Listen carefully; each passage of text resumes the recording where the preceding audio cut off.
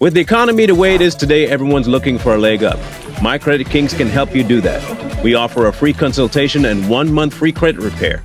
All you got to do is click the link below at mycreditking.com.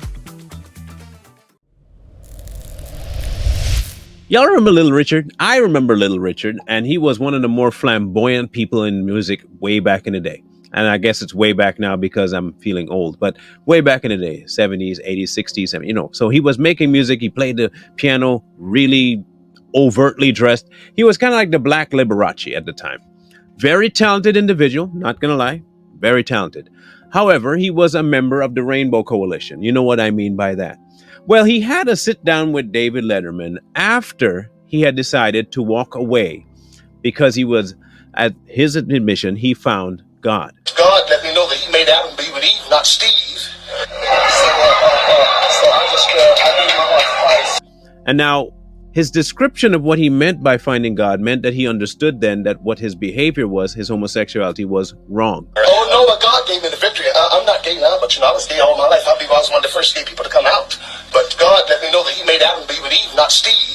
Not just wrong, but an abomination. He even went on to talk about his father and his father kicking him out of the house because he was gay and he didn't like his dad. He wasn't absolutely hating his father for doing that.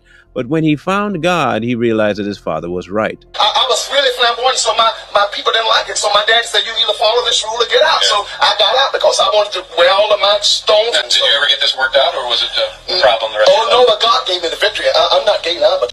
He even said, when God made man, he made them Adam and Eve, not Adam and Steve. But God let me know that he made Adam be with Eve, not Steve.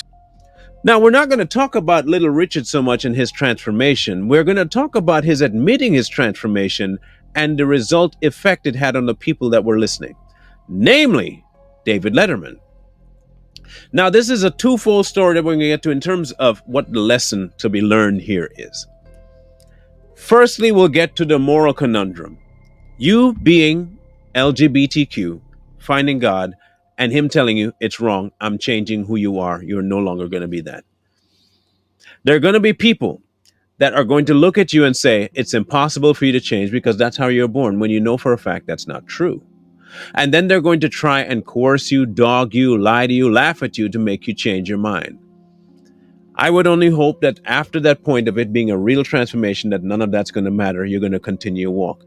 Just like Little Richard, which brings us to his interaction with David Letterman. But God let me know that he made Adam be with Eve, not Steve. So I gave my heart to Christ. But let me add, you keep saying one provocative thing after another. You used to be gay, but now you're not. I'm a man.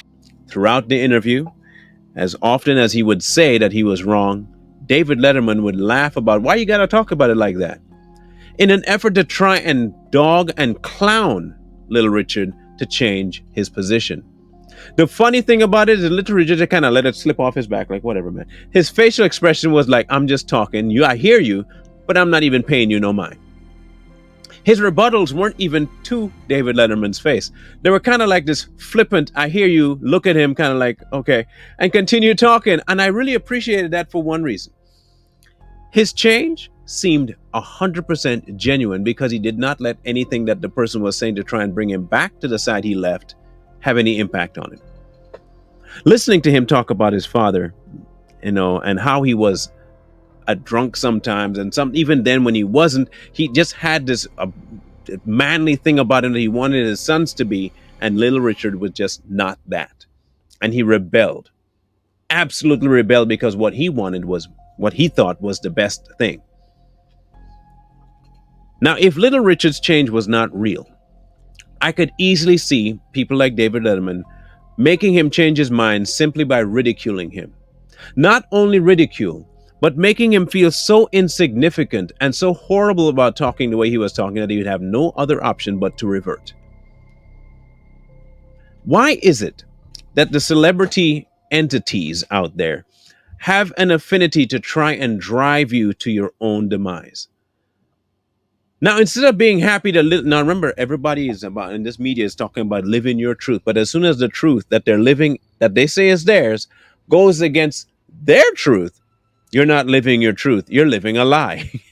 So wait, what you're really telling me is I should live your truth as though it's my truth. Then what is my truth then? Now it has to be yours in order for it to be my truth? Then that's not my truth. This is exactly what they want. This interview was so infuriating, and I don't know if many people will find it as infuriating as I did, but to have a man pouring out his soul as to what he was enduring during the time of his music career and what he had to fight past after he encountered something that was life-changing, to have to now come and sit down and deal with somebody as infuriating and ridiculous as David Letterman, look, to me, I think I would have been absolutely losing my mind. But he handled it so well. He let Dave do what he had to do, say what he had to say. It just went like water off a duck's back. No problem. Say what you want to say, buddy. I still changed. He even tried to get him to denounce the statements he's making about the LGBTQ, but why you got to say it like that? Say it like what? Like the truth? I must shy away from telling you the truth? That is wrong? That is vile? I must what? Lie to myself now? No. He did something that most people back in that day would not do. Stand up to the machine. It's harder today. I could tell you that because it is way more pervasive now. But even back then, for him to come out and say the things he said on public TV, bravo. Here's the question. How many of us are going to take his example into our day-to-day life? Where you know something is wrong, and you're willing to stand on business and say, no, it is wrong, and you can treat me however you feel like treating me, it's not going to change my mind. How many of us change our position because it's going to either affect our pocketbooks, or affect our social standing, or affect our friendships with the world? How many of you just change your mind because you have to keep those stuff? Is it more valuable to you? Do you find more worth in keeping the things of the world versus what you consider eternal? Hey, look, again, this is a matter of your choice. But I always tell people, if you're going to take the opposite of the good, at least be able to do it with all your chest, right? Don't forget that at the end of your life, you made the decision, right? And if you don't believe he exists, good for you. But if you do, just make sure you keep that same energy in front of him. Say it with your chest. See, little Richard, it seems to me, and this is just what I can see from his behavior, he's willing to stand on business. To my recollection, he has not gone back to that side. Yes, he still has some of the traits and the behaviors, the patterns, but he got rid of a lot of it. The paint off his face is gone. The types of clothes he wore, gone. These things will happen when you do have an actual fundamental life-altering change. And it doesn't matter what people tell you, you won't budge. Not even someone as large as life as David Letterman and having the kind of influence socially that he did. My question to you is this. Are you ashamed? Are you so ashamed that you're not willing to admit where you are, or two, sustain where you are? Are you so ashamed that you are just going to let other people dictate truth to you? If that's the case, I don't think you actually believe what you believe. Because if you did, they wouldn't be able to persuade you. But if you're not fully persuaded, this is my suggestion. The fence riding thing only hurts to your midsection. Get off. Do one side or the other. Trust me, it will be to your benefit to pick one side or the other. Now, one side is your full detriment, but it's still better than having half and half. Don't straddle. Decide.